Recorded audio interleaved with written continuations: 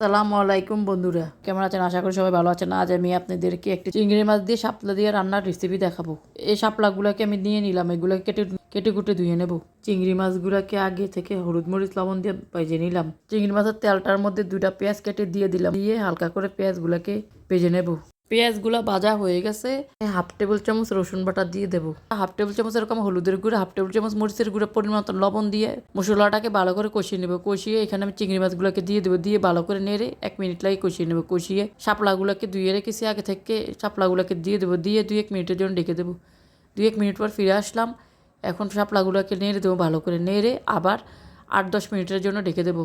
8-10 মিনিটের জন্য রেখে দিলাম। 8-10 মিনিট পর ফিরে আসলাম, মাঝে একবার নেড়ে দিই। এখন ভালো করে নেড়ে দেবো। নেড়ে 2-3টা কাঁচামচ কেটে রেখেছি, কাঁচামচগুলোকে দিয়ে দেবো। আর ধনিয়া পাতা কুচি করে রেখেছি, ধনিয়া পাতাগুলোকে দিয়ে দেবো। ভালো করে নেড়ে 4-5 মিনিটের জন্য বসিয়ে রাখবো। আমার শাপলাটা হয়ে গেছে। অবশ্যই একবার এইভাবে রান্না করে খেয়ে দেখবেন, শাপলাগুলো খেতে অনেক মজা হয়েছে। আর ভিডিওটা ভালো লাগলে অবশ্যই লাইক করবেন, শেয়ার করবেন। সবাইকে আল্লাহ হাফেজ।